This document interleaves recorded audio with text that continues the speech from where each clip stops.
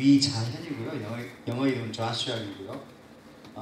저는 이제 한국에서 연세대학교 사회학과를 졸업하고 그다음에 대학원을 나오고 군대를 갔다가 회사 생활 2년 했어요. 한국에서 주식회사 대우, 지금은 이제 대우 인터내셔널. 그 미생이라고 하는 드라마 배경이 됐던 거긴데 95년도에 제가 회사에 들어가서 2년 동안 회사 다녔어요. 그때 이제 대우가 한참 그 세계 경영에서 이제 해외 진출 많이 할 텐데 저희 본부 한 80명 중에서 저하고 제 위에 과장님하고 일을 제일 많이 했어요.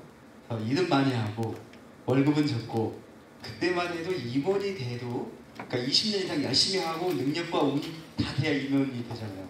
그런데 임원이 돼도 신입사원의 한 4배 정도 연봉을 받더라고요. 그래서 내 청춘을 여기다 이렇게 바칠 만한 건가 하고 회의를 하던 차에 어느 날 이제 와이프가 당신 이 집 계속 할 거야. 그래서 지금 원군이 있구나 하고 이제 사표를 내고 97년도 봄에 사표를 내고 이제 유학 준비를 했어요. 그 전부터 로스쿨 관심이 있어서 LSAT 준비를 하다가 이제 그때 IMF가 터져가지고 이제 환율 재정 이런 것 때문에 이제 좀 걱정을 하다가 어차피 유학 오게 됐으니까 오자 해가지고 98년도에 일리노이에 있는 서든 일리노이 유니버시티라고 시골 마을이에요.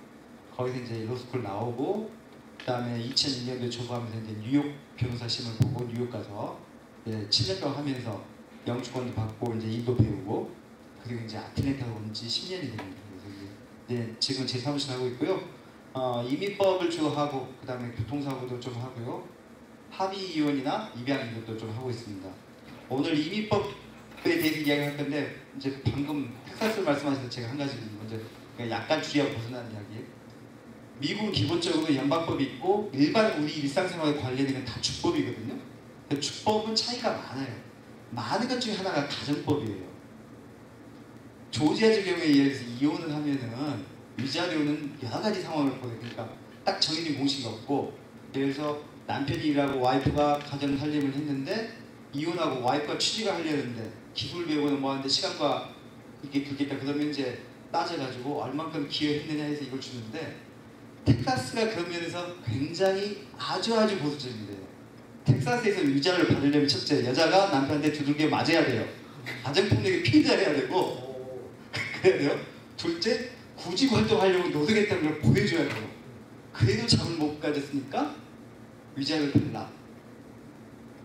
그래서 이제 텍사스 같은 경우는 이제 여자분들은 굉장히 불리한 거고 또 주마다 차이가 있지만 보통 이제 우리가 살다가 이혼을 하면은 아니 이혼보다도 뭐랄까 사망을 했다 배우자가 사망했다 하면 가장 기본적으로 배우자가 그러니까 남편이 죽었다면 와이프가 50% 재산 자녀가 50%를 갖거든요. 이게 이제 한 남녀가 결혼해서 쭉 살았다고 하면 괜찮은데 그렇지 않고 예를 들어서 제가 이제 사업을 하고 돈을 많이 버는데 어느 날 젊은 여자하고 이제 눈이 맞아가지고 바람이 났어요. 그래서 제가 와이프하고 이혼을 하고 젊은 여자하고 결혼을 해서 1, 2년 살다가 제가 죽었다 그러면 조제주법은 50%는 자녀한테 가고 1년 산 제 두 번째 와이프한테 이게 재산이 다 가요. 그럼 제 자녀들 입장에서는 굉장히 부담감이에요. 우리 엄마가 기여를 해가지고 재산이 형성됐는데 저 새파랗게 젊은 나보다 나이를 어린 여자가 와가지고 새엄마라고 재산을 채가면은 굉장히 억울할 거 아니에요. 근데 어떤 주는 결혼 생활을 몇 년 했느냐에 따라서 남아있는 재산은 10%만 가져간다. 20%만 가져간다. 그런 게 있어요. 그래서 주마다 참 많이 다르고요. 자, 이제 저기로 들어가는데 이민법은 그래서 연방법입니다. 이민법 관련돼서 주법이 없어요. 연방법인데 트럼프 대통령은 기본적으로 반이민주의자라는 걸 아시죠? 그렇죠? 우리가 다 이렇게 알고 있는데 대통령이 이제 대통령 되면서 했던 것들 중에 여러 가지 이제 내가 대통령 되면 이렇게 하겠다고 공약했던 것들이 있어요. 그 중에서 첫 번째 했던 것들가 영주권 제도를 확 바꾸겠다 이거예요. 지금 1년에 한 104만 명, 105만 명이 영주권을 받고 있거든요. 그 중에서 60% 정도가 가족 추천 이민이고 한 30% 정도가 취업, 그 다음에 이제 난민, 추천 이런 게 있어요. 추천으로 영주권 받을 수 있다는 거 아세요 혹시?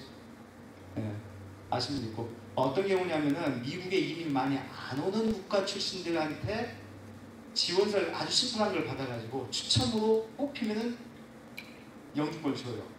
근데 그게 이제 저기 출신 국가 태어난 국가 기준이에요. 그래서 한국 사람 같은 경우는 이민이 많이 오지만은 일본 사람이 이민이 많이 안 온다고요.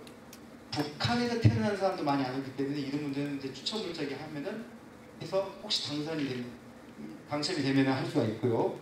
그런데 이제 트럼프 대통령이 이민 너무 많이 온다. 이거 100만 명에서 반을 줄이자, 50만 명을 줄이자 했다고요.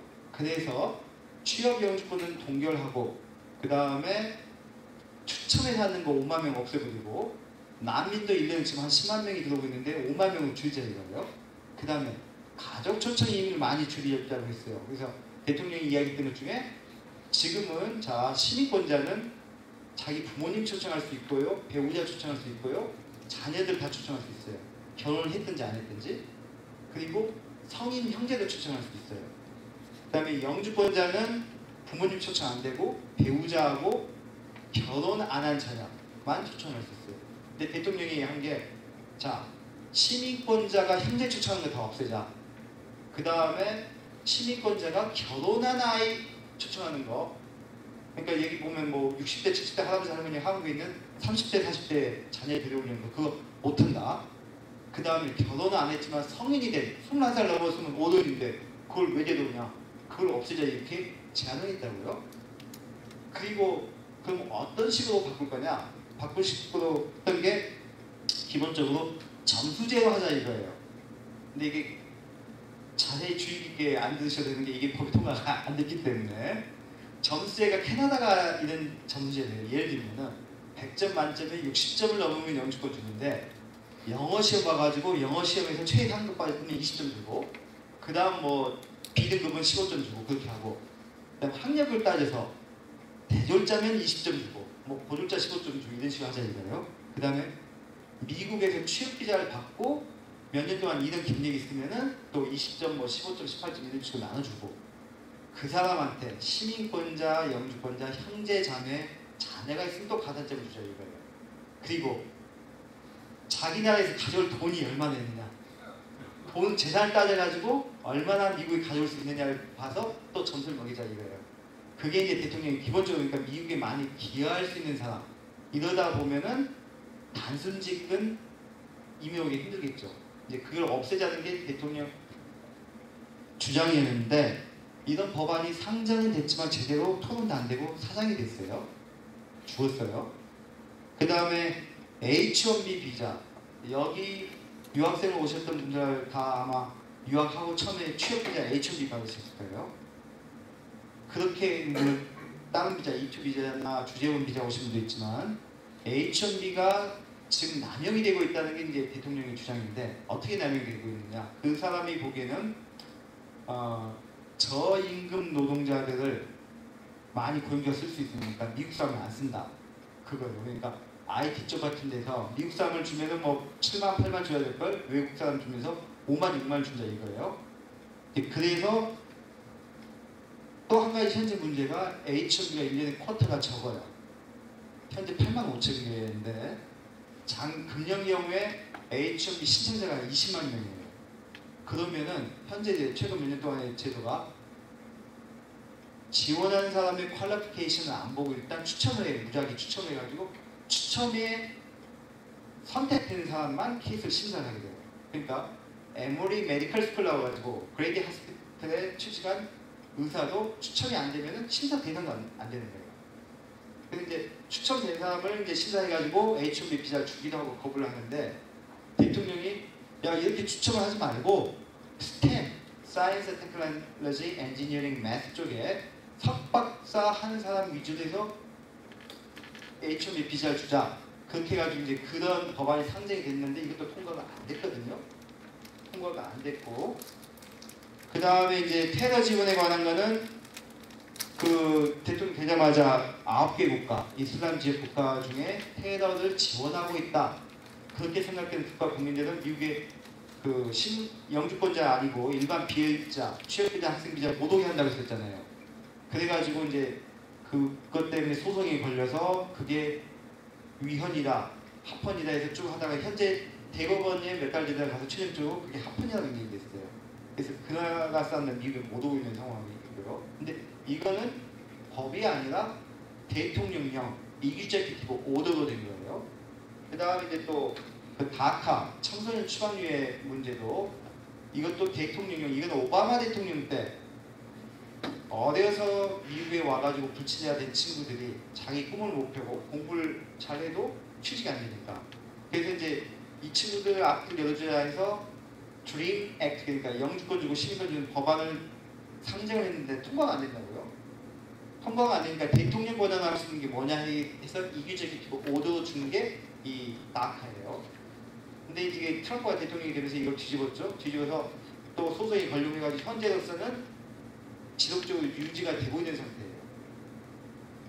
그 다음에 최근에 나온 이야기 중에 웰페어 사회복지에 혜택받는 사람들 영주권이나 시민권 주는데 불이익을 주자, 그런 이야기 있는데 이거 좀 자세히 이야기를 좀 이따 하겠고요.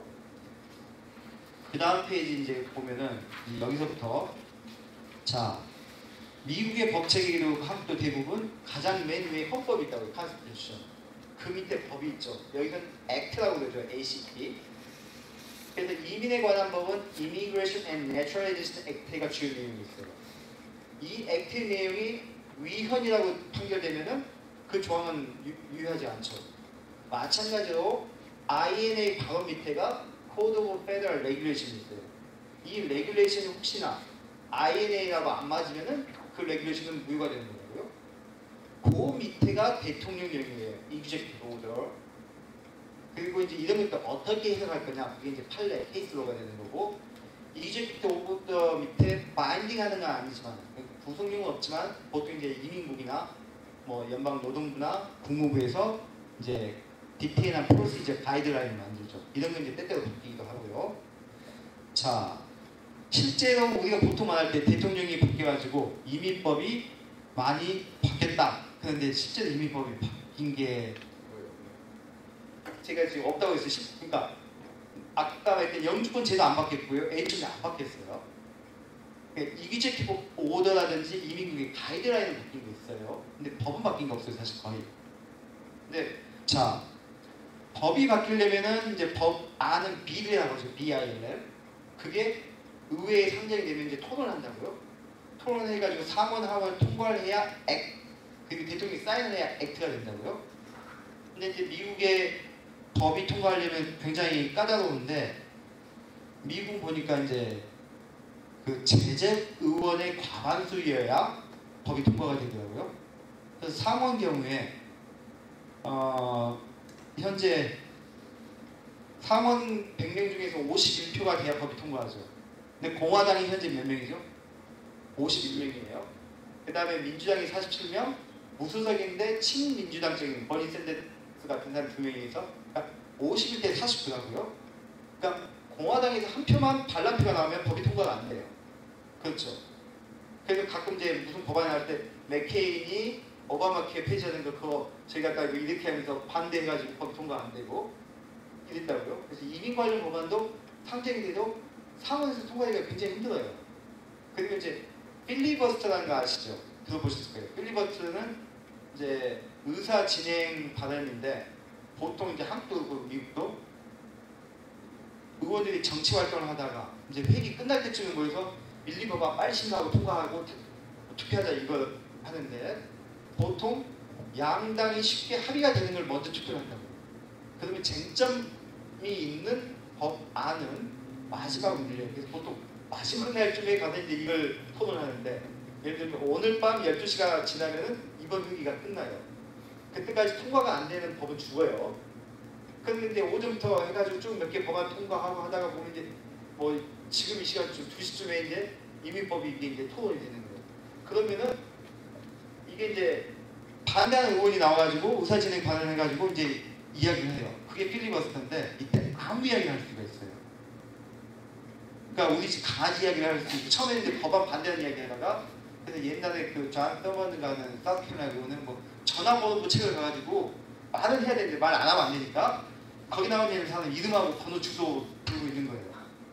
그게 또 한국식으로 마이크를 끄고 내려오기를 못하는 거예요. 그러면 이게 체력이 되는 한 13시간, 14시간, 15시간, 20시간 할 수가 있는 거예요.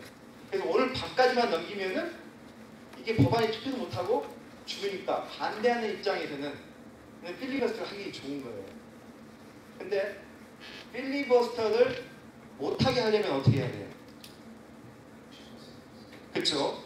이제 그 클로처라고 하는데 보니까 굳이 더 듣지 말고 야 투표하자, 찬반의 관계를 하자, 투표하자고 하는 사람이 60명이 나와야 돼요. 근데 보통 지금 같은 경우에 공화당 의원 50명 다 모아도 안 되잖아요. 그러니까 토론 그만하고 투표 가자 이게 안 되니까 계속 필리버스터를 이렇게 가고 그런 게 있고, 그 다음에 이제 뭐 뉴클리어 옵션은 현재로서는 거의 사용을 안 하는데 가끔 이게 이제 제가 걱정되는 게 뉴클리어 옵션이라는 게 있어요. 또 이게 상원에서 그러니까 60표가 나와가지고 토론 그만하자 여기까지 안 가고 자 그만 투표를 하자 이거 결정할 게 상원 원내 총무한테 권한이 있대네요. 뉴클리어 핵탄같이 강력화돼서 뉴클리어 옵션이라고 하는데 요거는 상원 원내 총무의 디스크리션을 그냥 재량권할 수가 있대요. 근데 최근에 된 거는 작년에 모두가 한 번 된 적이 있었고, 그 다음에 클린턴 대통령 때인가 저기 내각 그 인준하는 것 때문에 한 번 된 적이 있어서 실질적으로 거의 사용은 안 해요. 그래서 별 문제는 안 될 것 같고, 요건 조금 다른 건데 패스트 룰이라는 게 있더라고요. 이게 제가 어제 찾아보다 보니까 저도 최근에 이제 한국도 미국도 정치인들 욕을 많이 하는데 패스트 룰이라는 게 뭐냐면 하원 공화당에만 있는 자체 내부 룰이에요. 그러니까 법안이 상정이 되면은 전체 회의에 가서 투표를 해야 되잖아요. 플로우 보트를 해야 된다고요. 보트 할지 안 할지 권한을 누가 해요? 한국 같은 국회의장이 한다고요. 한국 국회의장이 기본적으로 양쪽 당적을 이탈하게 돼 있어요. 그렇죠? 정치적으로는 이제 원래 민주당 출신에도 현재 민주당 소속이 아니어서 공정하게 해야 된다는 게 있는데 미국은 이게 아니더라고요. 그래서 하우스 스피커는 여전히 공화당 소속이잖아요. 근데 이 사람의 내부의 헬스룰이라는 게 우리 당에서 머저리티가 찬성을 해야만 투표에 회부한다 이거예요.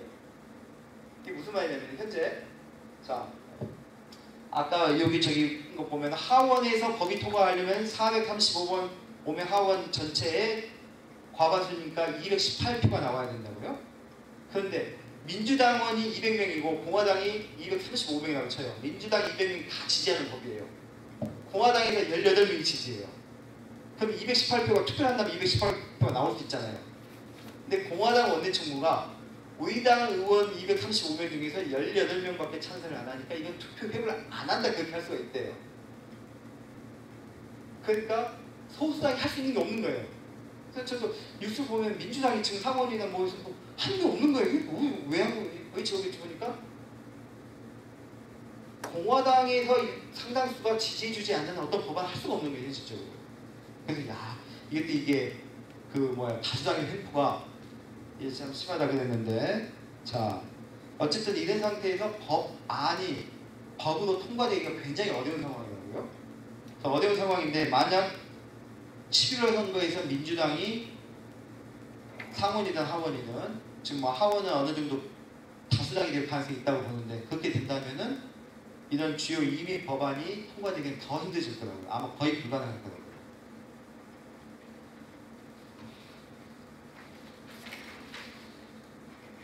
자, 그 다음 페이지 가세요. 그래서 요즘 나와 있는 거. 예. 법은 바뀌지 않았지만 들리는 얘기에 의하면 심사가 까다로워져서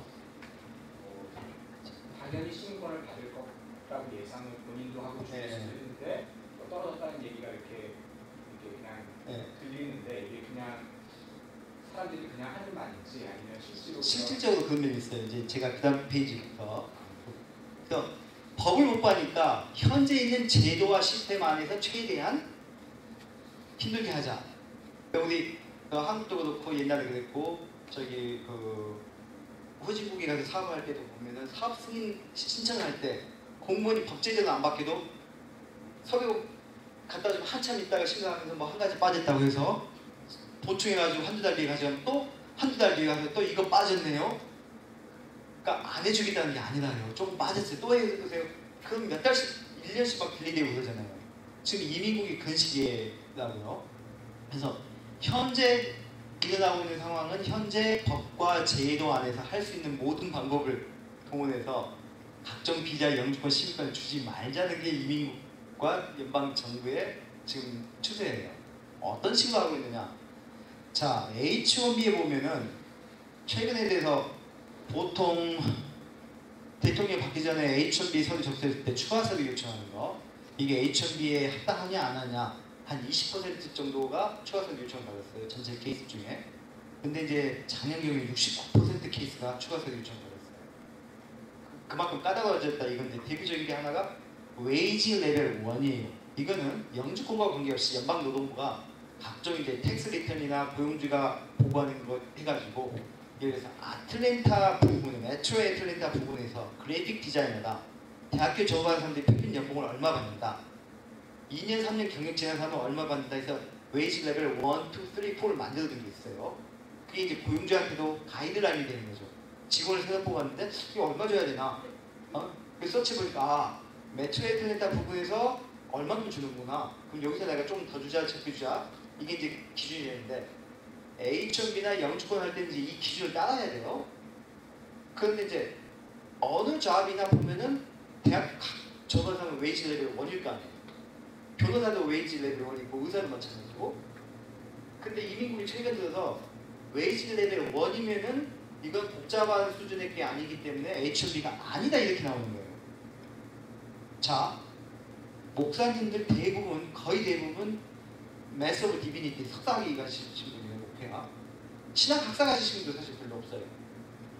그런데 그러면 법에 의하면 법에 H1B나 하려면은 4년제 대학교 졸업하는 게 업계 관행이다.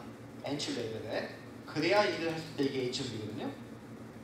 그런데 목사님이 이제 신학교 졸업하고 목회학 석사 받고 교회에 이제 R&B가 아니라 H1B로 되는 경우가 있어요. 그렇게 하는 경우에 교회도 또 얼마 많이 못 주잖아요. 그러면 이런 건 이제 H1B가 아니라고 그 추가서 요청이 나와요. 근데 이게 굉장히 까다롭게 해가지고 요청이 나오기 때문에 경험이 많지 않은 변호사들은 이거 잘 대응을 못하면 디나이가 되는 거고, 저는 이제 해서 다 문제 저희 손님들한테 했지만은 이런 것들이라든지 이런 것들 때문에 그 다음에 전에는 한 번에 H1B를 받았으면은, 그러니까 약 5, 6년 전으로 가면 H1B 받은 사람이 동일 업계에 동일 포지션 옮겨가면은 그냥 승인이 됐어요. 근데 한 5년 전부터 동일 업계에 동일 포지션 옮겨가도 새로운 고용주니까 과연 이런 일이 대졸자가 필요하냐 해서 심사를 강화해서 디나이하기 시작했다고요. 그러다가 최근 들어와서는 같은 회사에서 연장을 하는 경우도 디나이하는 경우가 나와요. 그래서 변호사가 이렇게 따지면은, 자, 몇 년 전에 이 케이스 똑같은 고용주 똑같은 포지션에 H1B가 승인됐는데 왜 이번에 안 되느냐? 추가서도 답변서 그렇게 하면은 이민국이 그때는 그때고 이치 케이스에 이치 5분 배열이 각각 독투가 되는 거예요. 그래서 디나이를 하는 상황이 나오고 있다고요. 그래서 이제 이건 어려워지고, 그 다음에 이제 B2F1 이걸 말씀드릴게요. 요게 이제 옛날에 이민 오신 분들은 이민의 정석이, 그러니까 이 무비자 있기 전에 대체적으로 한국에서 관광비자를 가지고 부부하고 아이들하고 와요.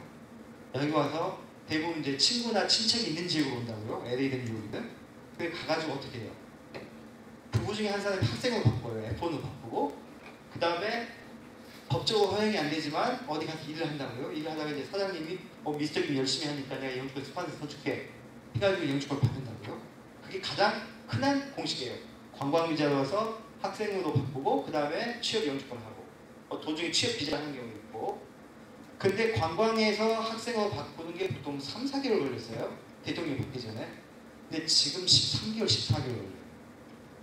그럼 이반은 결론적으로 하지 말라는 거예요. 그러니까 법에는 미국 내에서 관광 B2에서 F1 학생 신분으로 바꾸지 못한다는 조항을 만들 수는 없으니까 현실적으로 불가능한 거예요.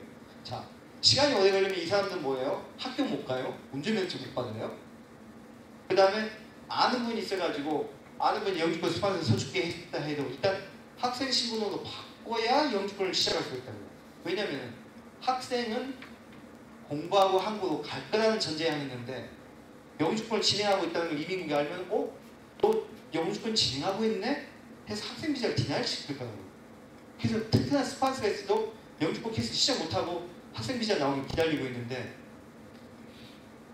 지금 그런 상황이고 이제 제가 도표를 간단히 얘기 만든 거 보면은 옛날에는 보통 3, 4개월이면은 승인이 됐으니까 문제였었는데 최근에 1년 이상 걸리고 있다고요. 또 한 가지가 문제가 학생 비자는 보면은 OPT 생각해 보시면 졸업하고 나서 얼마 동안 미국에 체류할 수 있어요. 60일 그레이스 피리어드 주죠. 그쵸?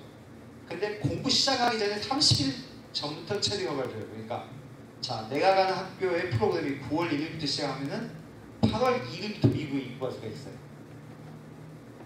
이렇게 하는데 자, 2년 3년 전만 해도 자, 2017년 8월 달에 온 사람이 그러니까 입국한 사람은 예를 들어 2017년 3월 달에 입국을 했다고 해요. 3월 달에 입국해가지고 6개월 그래서 9월 달 끝나기 직전에 학생 비자로 바꾸는 걸 신청을 했어요. 신청을 하는데 공부가 9월 1일부터 시작하는 걸로 쳐요. 그러면은 과거 경우에 이게 승인이 8월 달에 서류가 접수가 됐으면 9월, 10월, 11월쯤에 승인이 되는데 이미 9월 달부터 시작하는 프로그램은 문제없이 승인을 해줬다고요. 근데 최근에 이게 오래 걸리면서 자, 현재 속도로 하다가 금년 12월 달에 승인하려고 보니까 네가 원래 시작하려고 했던 작년 9월 1일부터 시작하는 학기는 이미 지나갔네? 그러면은 현재에서 가장 빨리 들어갈 수 있는 게 내년도 1월 달 학기라고요? 그럼 내년 1월 초에 시작한 학기 직전부터 하면 금년도 12월 그러면 12월까지 신분을 유지했느냐 이걸 따져요. 옛날에 비자 했을 때 생각해 보시면 이럴 거예요. 체류 신분이 살아있을 때 뭔가 비자를 연장하거나 취업비자, 학생비자 바꾸는 걸 신청을 하면은 유효하다고 인정해줬죠. 기억이 아마 그러실 거예요. 근데 지금 여기는 그게 아니다 이거예요. 승인되는 시점까지 신분을 유지하라 이거예요.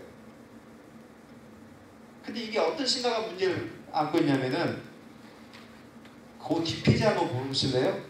이거는 명백히 법이 위반되는 이민국의 프랙티스예요. 자, 갑자기 공부하는 것 같아서 좀 골치 아프시겠지만 여기 INA 그러니까 Immigration Naturalization Act Section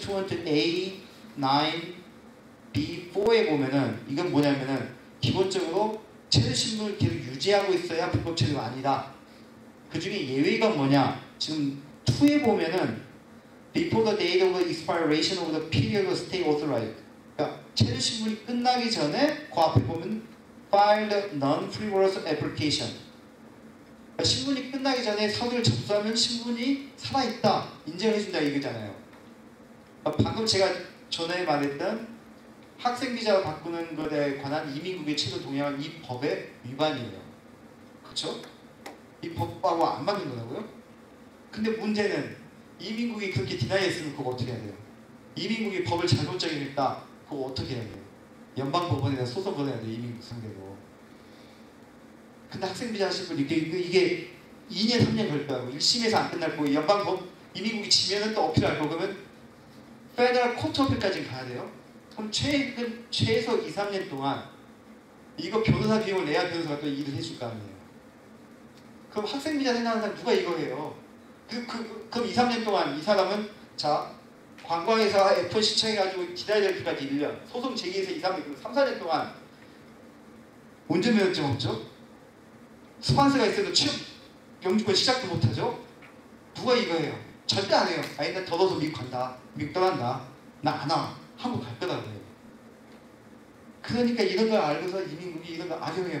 하려면 해봐. 왜냐면 실제로 그 누구도 이거 소송을 못할 거기 때문에. 이게 위법이라고 되면 누군가가 소송을 해가지고 정부 상대로 이겨야 되는데 지금 이민국이 이제 이런 식으로 악용을 하고 있어요. 그 다음에 이제 지금은 이제 영주권 받는 것도 시간이 되게 많이 걸려요. 그래서 전에 이제 저도 그랬고 많은 분들이 특히 취업비자를 가지고 있다가 그 스폰서 위에서 취업비자 받아서 일을 하고 있는 상태에서 영주권 스폰서를 받는다. 그렇죠? 대학교 교수님이어가지고 HME 받아서 교수 일을 하고 있다가 학교 스폰서 했다. 이러면 인터뷰 안 하고 영주권 줬어요. 근데 이제 대통령이 다 해가지고 인터뷰를 한다고요. 그러니까 이 대통령이 되기 전에는 취업 영주권이나 이런 경우에도 저기 가족 초청에 시민권자하고 결혼한 경우는 꼭 인터뷰했고요. 시민권자 자녀가 부모 나이든 60대 70대 엄마 아빠 초청하는 경우는 인터뷰 안 했어요. 왜냐면은 이 사람이 취업비자 받을 때부터 자기 엄마 아빠 인포메이션 계속 나오잖아요. 영주권 받을 때도 엄마 아빠 이름 적었고 서류 냈고 그래서 팔로움이 쭉 있기 때문에 자녀가 엄마 아빠 초청하면 인터뷰 안 했는데 최근에 인터뷰해요. 그 다음에 얼마 전에는 그러니까 형사기록이 있거나 무슨 이슈가 있는 사람 인터뷰했는데 지금 다 인터뷰 하니까 로컬 아틀랜타 이민국에서 인터뷰해야 될 사람이 굉장히 많아져요. 그리고 이민 영주권 신청서 양식이 제가 처음에 프로젝트 때 약 17, 18년 전만 해도 페이지가 4페이지짜리 있어요. 그러다가 6페이지 넣다가 최근에는 18페이지가 돼요. 그 중에서 이제 각각 그 영주권의 결격 사유가 될 것에 대한 질문 문항이 굉장히 많아졌어요. 전에는 한 15개인데 요즘은 66개예요.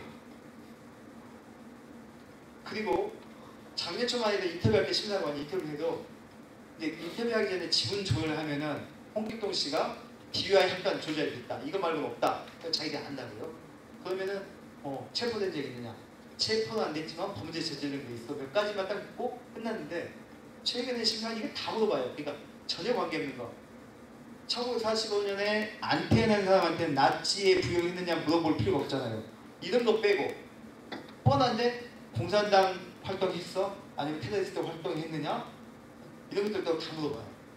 그러니까 인터뷰가 과거에는 20분에 끝나는 게 요즘은 40분, 50분 걸려 한 사람당. 그러니까 로컬 이민국에서 할 수 있는 소화 이론이 감당을 못하니까 시민권도 그러니까 대통령이 보기 전에는 신청해서 6개월이면 인터뷰를 했거든요. 요즘 1년이 돼야 겨우 인터뷰를 해요. 그런 식으로 적체가 이제 심해지는 거고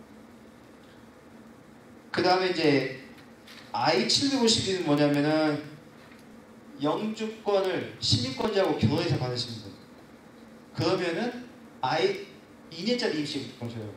그 2년 동안 이혼하지 말고 잘 살아라. 그래야 진짜 결혼이라고 믿어주고 10년짜리 줄게. 그런 거를 전에는 약 1년 정도 걸렸는데 요즘은 한 2년이 걸려요. 그러니까 이런 분들도 이제 적체가 심하니까 취업이나 이런 것들 불이익이 있고 어떤 분 그래서 여러 가지 케이스에 이제 걸린 시간, 프로세싱 타임이 훨씬 많이 적체가 되면서 늘어났다고요. 근데 이제 한국에는 이런 제가 알기로 이런 제도가 없는 것 같은데 미국에 보면 Writ of Mandamus라는 게 있어요. 이게 그러니까 정부 기관이 해야 할 일을 제때 안 하기 때문에 제때 하라고 민간인이 소송을 하는 거예요. 그래서 Writ of Mandamus 가장 대표적인 게 제가 제 케이스를 했어요. 시민권 인터뷰를 하고 나서 제가 이제 무슨 일이 있어가지고 선사하는 날짜 한 번 연기했더니 그다음부터 날짜를 안 잡아주는 거예요. 계속 편지를 보내고 그래서 나중에 제가 연방정부 상대로 소송을 걸었어요.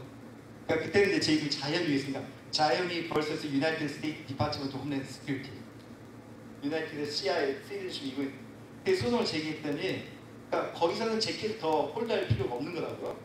그러니까 그것도 이제 민사소송법, 연방 민사소송법에 의하면은 60일 안에 US 디스트릭 어토니 아피스에 답변서 작성해서 또 제출해야 돼요. 번거롭잖아요.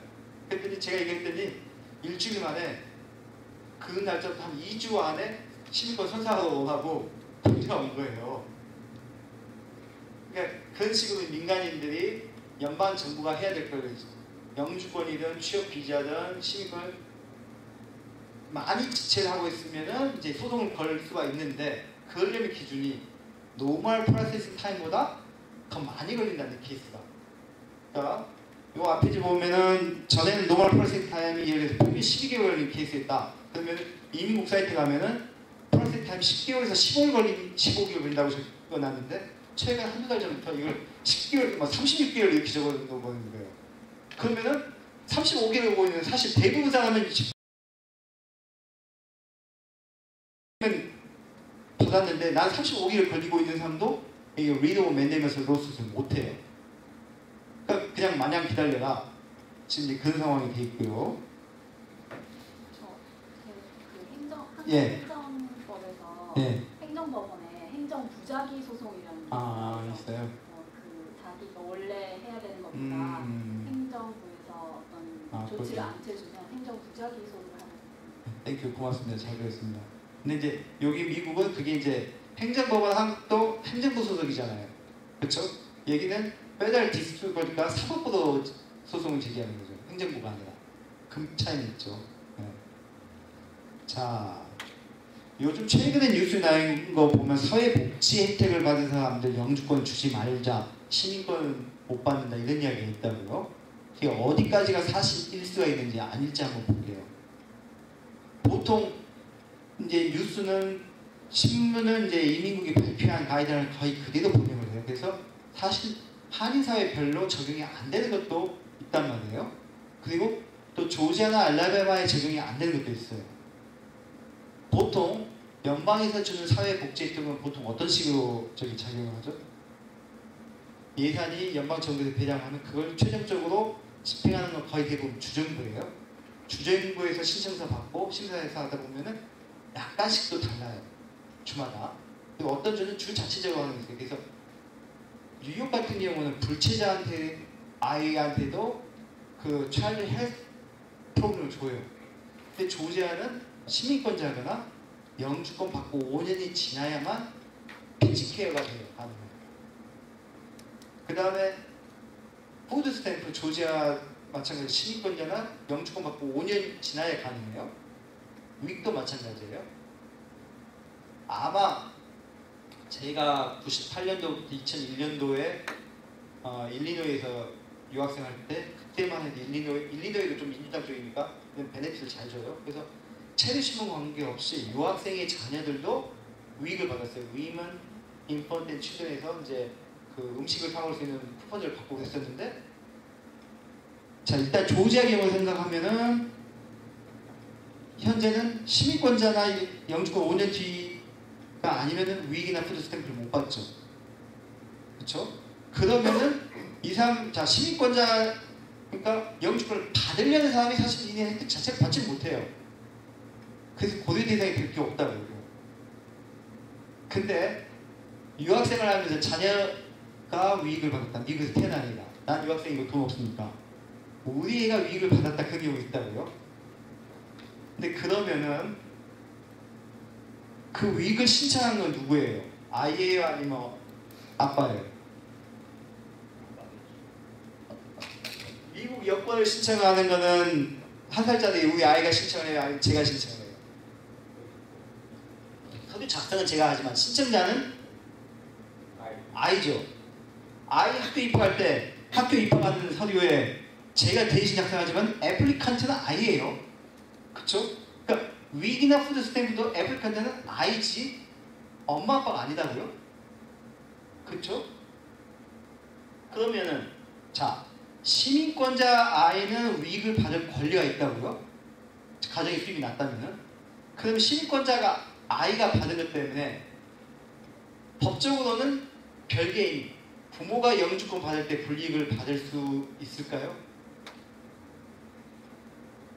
요거하고 조금 다른 거지만 한국에 옛날에 연좌제가 있었죠. 연좌제는 기본적으로 형법이 적용이 되는 거예요. 그러니까 가족 중에 누가 뭐 공산주의자였다, 간첩이었다 그렇게 의심을 받으면 일가족이 취직을 하거나 뭐 이런데 불이익을 많이 받았다고요.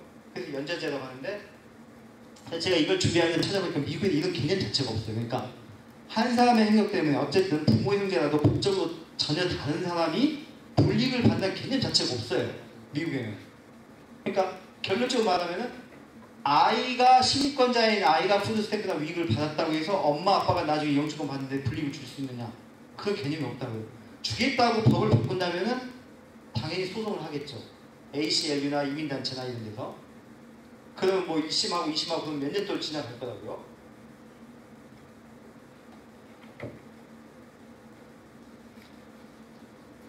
그 다음에 자 예. 그래서 언론적으로는 검토할 필요가 없다는 말씀을 하시는 건가 아니면 조지아주 경우에는 약간 걱정할 수 있는 부분이 이게 몇 가지 있어요. 일단 조지아주 경우는 대부분 결정하실 게 없고 뉴욕주는 신분과 관계없이 많이 혜택을 주거든요. 그런 분들은 그런 경우는 저희 위익이나 푸드스탬프 외에도 부모들이 이름을 해가지고 베네피트를 받는다고요. 그러니까 자기가 베네피트 신청자가 됐기 때문에 그런 경우 이제 불이익을 받을 수 있는 정의가 있고요. 어차피 연방법이니까 연방에서 처리 안 해도 될까요? 그 연방법이긴 한데, 그러니까 조지아는 시민권자나 영주권 받은 지 5년이 아니면 이런 혜택 자체를 받을 수가 없잖아요. 그렇죠. 근데 뉴욕 같으면은 아직 취업 비자인 사람도 자기가 혜택을 받을 수 있는 게 있고, 아니면 불체자인 사람도 혜택을 받을 수 있는 게 있거든요. 그거 있습니다. 예.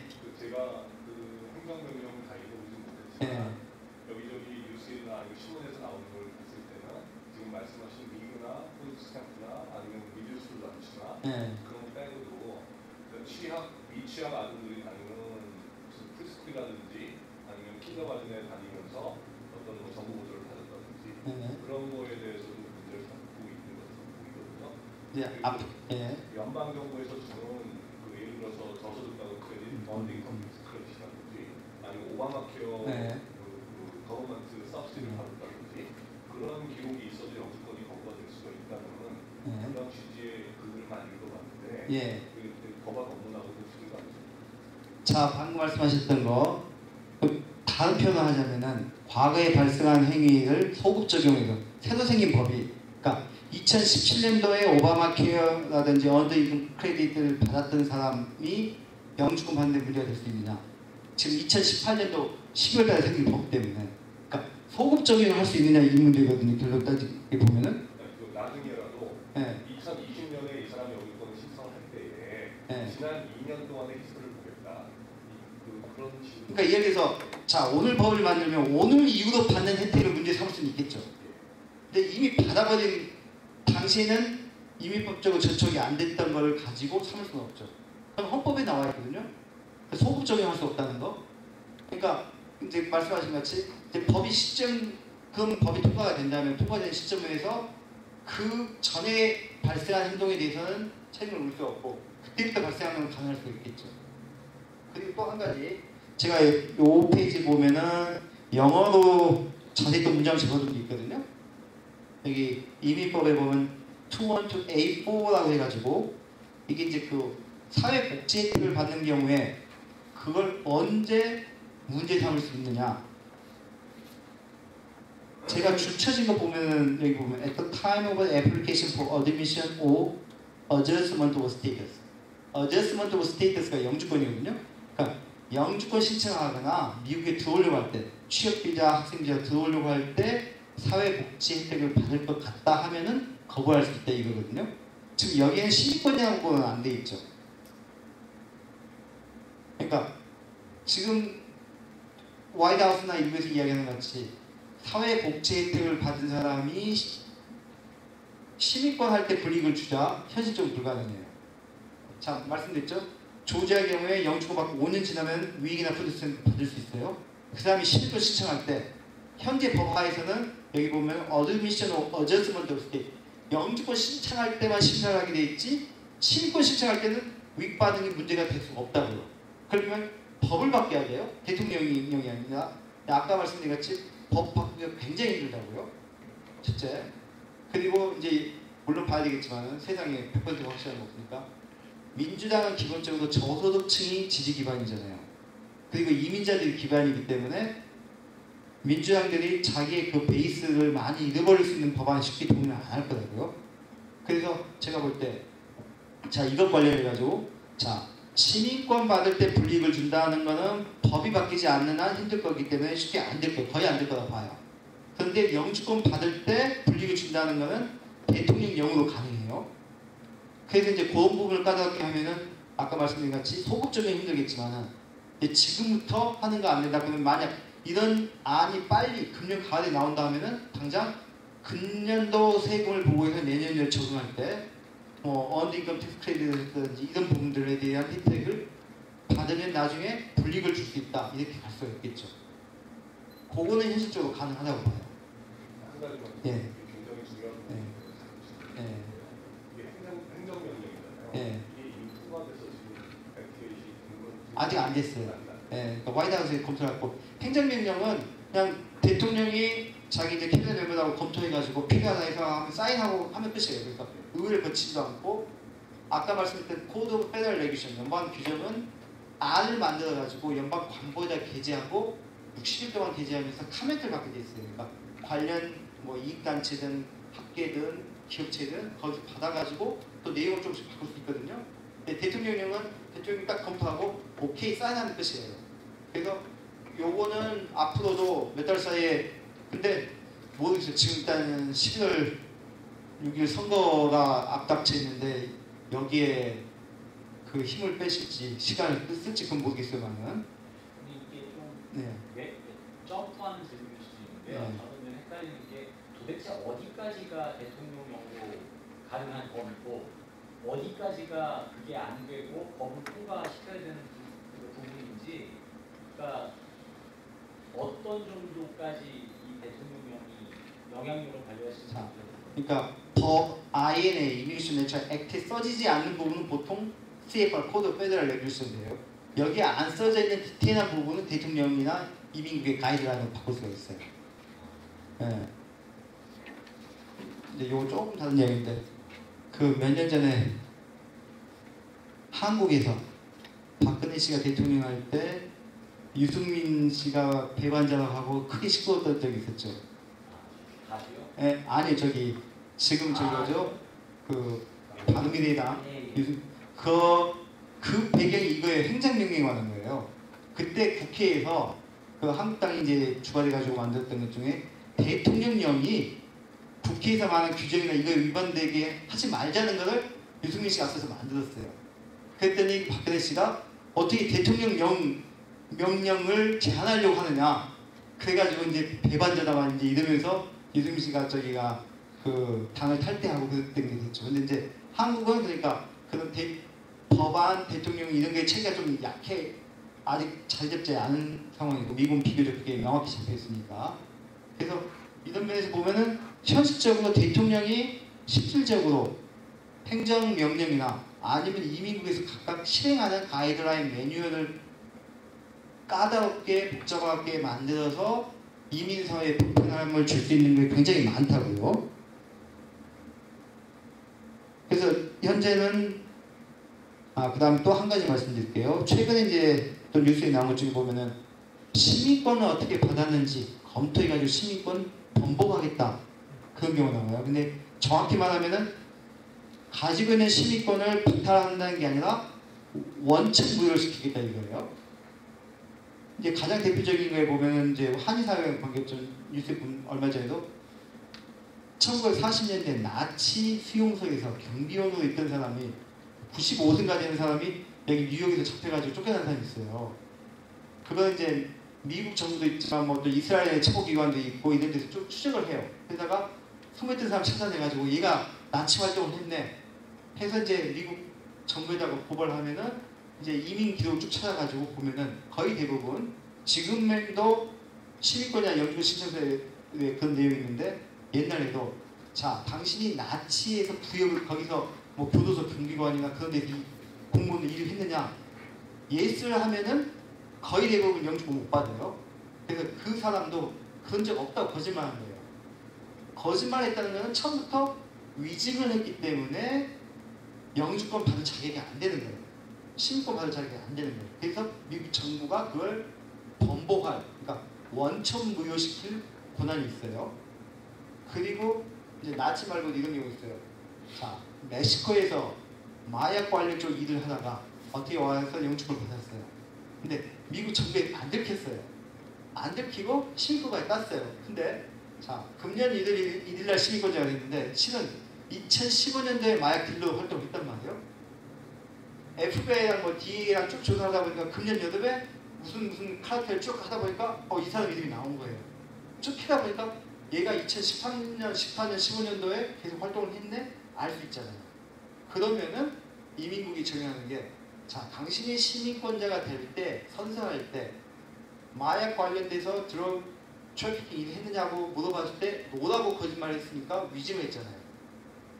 그리고 실제 그런 활동을 한 거 있고 그 두 가지를 사유로 해서 시민권을 박탈하고 쫓아보낼 수가 있어요. 그래서 이제 지금 이제 최근에 시민권을 받는 과정에서 뭔가 불명확하고 허위서를 제출했거나 시민권을 받기 전에 범죄가 발생했는데 모르고 있다가 나중에 알았거나 이런 것들을 찾아내자. 그래서 이제 시민권을 번복하자.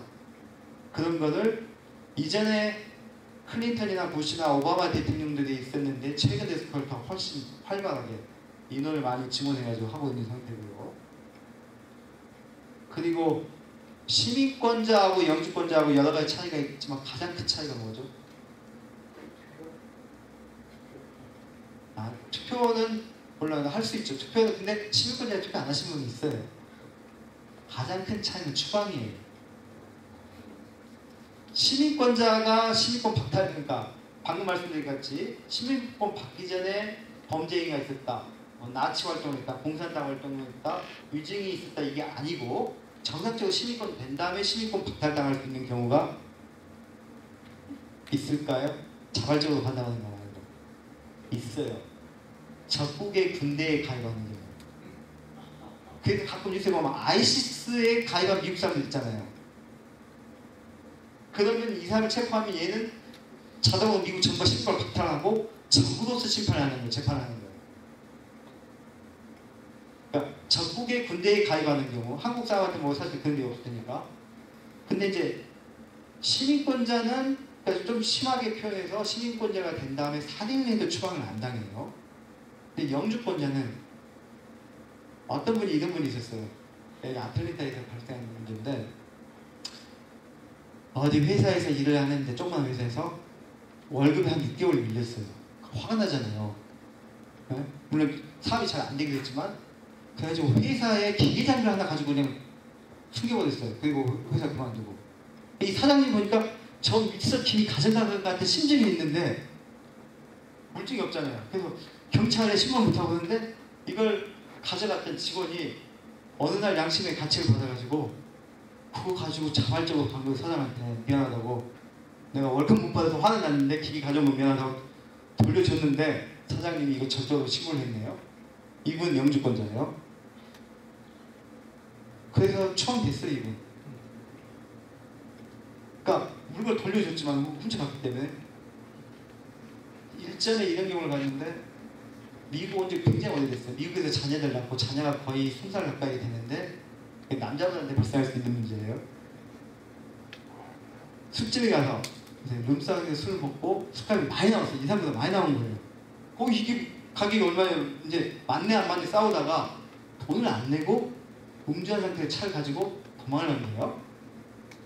여기까지는 단순 음주죠. 근데 이제 술을 많이 마시니까 가다가 사고가 났어요. 상대방 운전자가 죽었어요. 그럼 비큐러 맨슬로더예요. 의도적인 건 아니지만 과실 치사가 된다고요. 이게 이 건이 2000년대 초반인가 발생했어요. 그래서 그때만 해도 이제 출입국 기록하는데 전산 시스템 업데이트가 안 되니까 이 일이 발생하고도 한국에 왔다 갔다 했어요. 근데 요즘에 형사기록이 있으면 입국하다가 걸리거든요. 근데 이제 한국에 왔다 갔다 하다가 이제 어느 날 자기 아내가 유방암에 걸렸어요. 그래서 유방암에 걸렸다고 했더니 한국에 있는 노무께서 조교를 하셨어요. 그래서 이제 어머니 보고 한국 갔다가 들어오는데 공항에서 쭉 보더니 너 비큐러 맨슬로더가 있네? 그래서 거기서 영주권 카드를 뺐고 자 추방 재판을 회부할 거야. 그렇게 된 거예요. 그래서 저희들 여러 가지 리서치를 해봤는데 면제 받을 방법이 없는 거예요. 그래서 자녀들은 분명히 미국에서 태어났고 20년 이상 살았고 여기 사업이 있고 있는데 혼자 한국으로 가든지 가면 미국에 못 온다고요? 아니면 온 가족을 데리고 가든지 그런 상황에서 저희들도 이제 포기하고 말았는데 그분은 시민권을 받을 기회가 얼마든지 있었다고요? 시민권을 받았다면은 입국할 때 그것 때문에 스탑되지도 않을 거고, 그러니까 세컨더리 인터뷰를 가지도 않을 거고 추방 재판이 되지도 않거든요. 그래서 이제 저 많은 분한테 누구도 의도하고 그런 범죄나 그런 음주사고를 내는 사람은 없잖아요. 작자라고 계획을 하는 건 없으니까. 어찌 될지 모르니까. 물론 이제 음주운전 못하는 건 아니지만은 시민권 따실 수 있을 때 따두셔야 정말 투표를 안 하고 난 정치에 관심 없어도 상관없지만은 추방을 안 당하고 여기서 가족들하고 같이 있을 수 있다. 어떤 분이 이런 분 있어요. 식당 종업을 하는데 계산서에서 50불 훔쳤어요. 근데 그걸 듣겠어요. 그래가지고 경찰에 신고하고 경찰 체포되고 추방집행 회부되고 여기 남편에다 하고 아이 놔두고 추방돼요. 그런 일이 발생할 수 있기 때문에 시민권을 따시는 게 이제 제일 안전하고 좋다 그런 내용이고요.